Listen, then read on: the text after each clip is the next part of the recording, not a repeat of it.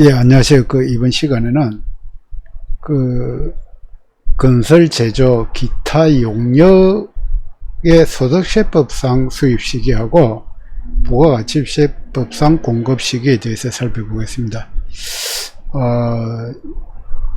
이게 가령 건설 용역을 제공하는 업체가 소득세법상 수입 시기하고 부가가치세법상 공급 시기가 다르기 때문에 이 내용을 좀 명확히 숙지하셔야 되겠습니다.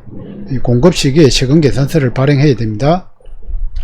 자, 그러면 원칙을 보면은 용역 제공 완료일입니다.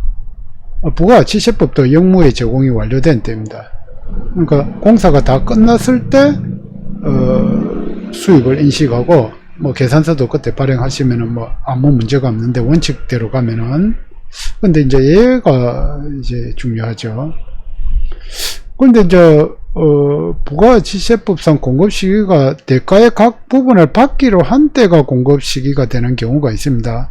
이때는 계약서상에 각자 받기로 한 때 그때 계산서를 끊어야 돼요.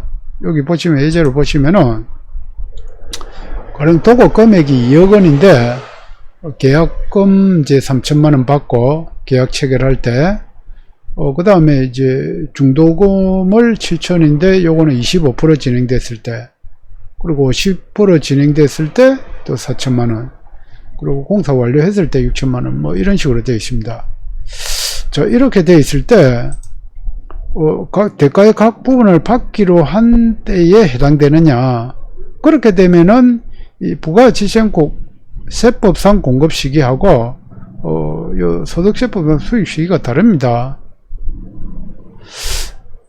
그러니까 원칙적으로 이렇게 가면은 아무런 문제가 없는데, 예외 대가의 각 부분을 받기로 한 때는 각각 세금 계산서를 발행해야 되고, 또 소득세법상에는 용역 제공 완료일이 수입 시기가 될 수도 있고, 또 진행률로 해가지고 원가 투입 비율 있잖아요. 그런 식으로 해가지고 수입을 계산해야 되는 경우가 있습니다. 그래서 일단 부가가치세법상 내용을 먼저 보시면은 완성도 지급 기준 조건부로 했을 때, 그리고 중간 지급 조건부로 했을 때, 장기 할부 조건부로 했을 때, 구획할 수 없는 용역의 계속적 공급일 때는 대가의 각 부분을 받기로 한 때에 계산서를 발행해야 됩니다. 그럼 이 예제에서 이게 완성도 기준인지 중간 지급 조건부인지 장기 할부인지 이걸 한번 살펴보겠습니다. 자, 일단 완성도 기준인지를 보시면은 이게 완성도 기준일까요? 뭘 보고 완성도 기준이라는 걸 판단할 수가 있죠? 자, 공사 25% 진행했을 때 7천만원을 준다. 50% 했을 때 40%를 준다. 이게 완성도잖아요. 완성도에 따라서 지급했을 때. 그런데 보시다시피 이 완성도로 저거 했을 때는 기간 기준이 따로 없습니다. 1년 이상이라든지 6개월 이상이라든지 그런 규정이 없고, 완성도 기준으로 이렇게 했을 때는 그때마다 이제 기성 확인하고 이런 식으로 지급하겠죠. 그러니까 이 완성도에 따라서 이 지급하기로 했으니까 각각 그 시기에 완성이 됐을 때 계산서를 발행하셔야 돼요. 일단 소득세법은 일단 나중에 보고요. 그래서 이거는 지금 일단 완성도가 이렇게 나와 있으니까 완성도 기준입니다. 그러니까 대가의 각 부분을 받기로 한 때 계산서를 발행하셔야 되고, 중간지급 조건부에 해당이 되느냐. 중간지급 조건부는 계약금을 지급하기로 한 날부터 용역 완료 시까지. 이거는 계약서상 용역 완료가 아니고 실제 계약이 공사가 완료됐을 때까지의 기간이 6개월 이상이고, 계약금 외의 대가를 분할로 받기로 되어 있다. 그러니까 계약금하고 잔금만 받으면은 지금 중간지급 조건부에 안 들어갑니다. 계약금하고 중도금하고 잔금하고 최소한 이런 식으로 돼야 이 중간지급 조건부가 됩니다. 일단 요 기간이 6개월 이상이고, 그러니까 계약금 외의 대가를 분할해야 됩니다. 잔금 한 번만 받으면 여기 해당되지 않습니다. 여기 보시면은 기간이 6개월 이상이고 계약금 외에 한 번만 받는 게 아니고 3번을 받잖아요. 그러니까는 중간지급 조건부에도 해당이 되죠.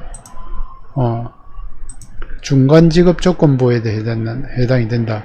그 다음에 장기 할부 조건부는 뭐냐면은 용역의 공급이 되고 난 후에 최종 할부금까지 기간이 1년 이상이고 2회 이상 분할이다. 그러니까 이거는 용역 공급 완료 후에 이렇게 할부금이 들어오니까 뭐 통상 뭐 잘 있는 경우는 없겠습니다. 그 다음에 구획할 수 없는 그 계속적 공급, 뭐 임대 용역이나 그런 게 되겠죠. 그거는 대가의 각 부분을 받기로 할 때 되겠습니다. 그럼 이 같은 경우에 지금 중간지급 조건부에도 해당이 되고 완성도 기준도 해당이 됩니다. 그럼 대가의 각 부분을 받기로 한 때에 계산서를 발행해야 됩니다.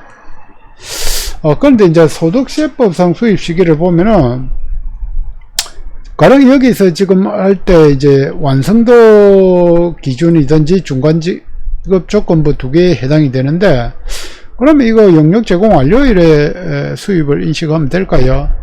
안 됩니다. 어떻게 되냐면은 그러니까 이게 지금 계약서를 보시면은 이 공사가 일단 1년 이상입니다. 1년 이상이니까 그 진행률을 적용하셔야 돼요. 진행률. 그러니까 공사가 1년 이상이고 진행률이 가능하다. 그러니까 진행률 계산이 가능하다는 건 원가 투입 그 비율을 진행률 계산이 가능하다는 거는 원가 투입 비율 그 계산 그 근거가 있으면은 이 진행률이 가능하니까 뭐 다 있죠. 뭐 원가 있으니까. 그러니까 일단 계약 기간이 1년 이상이 공사 기간이 1년 이상이면은 무조건 진행률을 해야 됩니다. 그러면은 그 진행률에 따라서 수입을 인식해야 됩니다.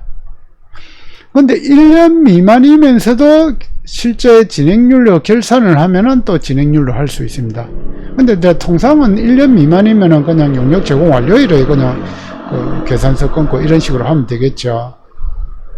그러니까 1년 미만이고, 그러니까 이게 쉽게 하려면은 이 계약서를 1년 미만이면서 진행률로 결산은 안 하고, 그리고 그 계약금하고 잔금만 이렇게 받는 거죠.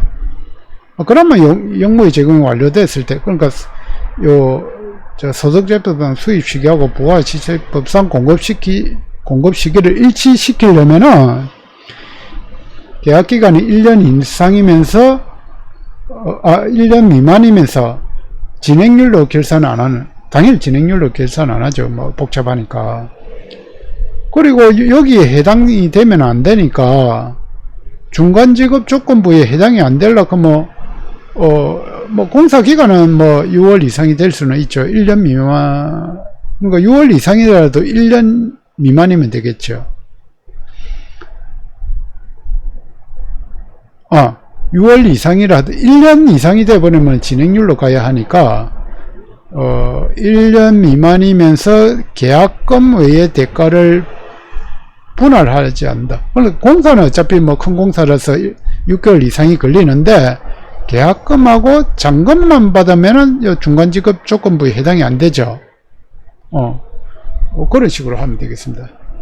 그러니까 우리는 이걸 복잡한 걸 피하기 위해서 지금 원칙대로 가고자 합니다. 용역 제공 완료일에 소득 그 수입 시기를 수입을 그 소득 그 수입 시기를 인식하고, 그리고 요 부가세법 세금 계산서도 용역 제공 완료됐을 때 끊기 위해서는 그러니까 중간지급 조건부에도 해당이 되면 안 되고 완성도 기준도 되면 안 되겠습니다. 그래서 뭐 공사 기간은 6개월 이상이라 하더라도 계약금만 받고 잔금만 받으면은 이 대가를 계약금 외의 대가를 분할하여 받지를 않기 때문에 중간지급 조건부에 해당하지 않는다. 그리고 완성도 기준 조건부, 완성도 지급 조건부에 해당이 하는, 완성도를 없애야 되겠죠. 그냥 뭐 계약금 그리고 잔금 그런 식으로 하면은 소득세법상 수입 시기와 부가가치세 공급 시기를 맞출 수가 있습니다. 그러니까 이게 복잡하게 해도 상관이 없는데 뭐 단순하게 이렇게 했을 때는 실제 공사도 그렇게 돼야 되거니와 계약서도 그렇게 잘 해야 되겠습니다. 계약금을 지급하기로 한 날, 지급하기로 한 날입니다. 그런 거기 때문에 계약서도 그렇게 잘 맞춰셔야 된다. 예. 실제 공사한 거는 뭐 입증하기가, 공사가 시작됐다 완료됐다 그거는 입증하기가 쉽지 않으니까 계약서를 이렇게 잘 만들어셔야 된다, 그런 내용입니다.